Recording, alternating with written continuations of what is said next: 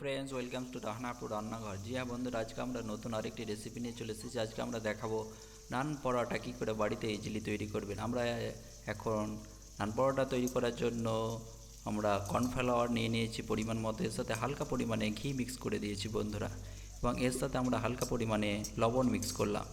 এই যে বাটারটা তৈরি করবেন, বাটারটা গরম পানি দিয়ে এইভাবে ভালো করে হাত দিয়ে মিজে নেবেন।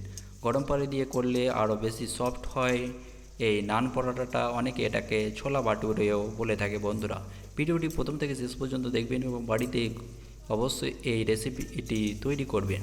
সকালে নাস্তায় ব্রেকফাস্টে কিন্তু অনেকে এটি খেয়ে থাকে বন্ধুরা। দেখুন, আমরা আমাদের যে বাটাটা তৈরি হয়ে গেছে, দেখুন কী সুন্দর সফট। এর মধ্যে আমরা এই ছোলার ডালগুলো আগেই আমরা তৈরি করে নিয়েছি। এটা আমরা মিক্সচারে তৈরি করেছি বন্ধুরা। আগে আমরা হালকা করে সেদ্ধ করে নিয়েছি।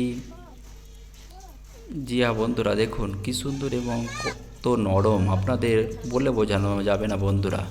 মুখে দিলেই মনে হবে গলে যাবে, তুলোর মতো সফট বন্ধুরা এই পরোটাটি। আপনারা অবশ্যই বাড়িতে তৈরি করবেন। দেখুন খুব সহজ এবং কয়েক মিনিটে আমাদের পরোটা কিন্তু তৈরি হয়ে যাচ্ছে বন্ধুরা। ভিডিওটি আপনাদের যদি ভালো লেগে থাকে অবশ্যই বন্ধুবান্ধবদের সাথে শেয়ার করবেন এবং আমাদের অবশ্যই সাপোর্ট করবেন। আমরা যাতে আরও এগিয়ে যেতে পারি, আপনাদের সাপোর্ট কিন্তু একান্ত কামনা করি।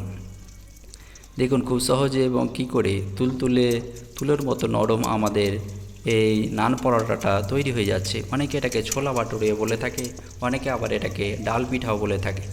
দেখুন কী সুন্দরভাবে ফুলকো লুচির মতো ফুলে যাচ্ছে। আমরা এর সাথে রিফাইন তেল ইউজ করেছি বন্ধুরা এটাকে ফ্রাই করার জন্য।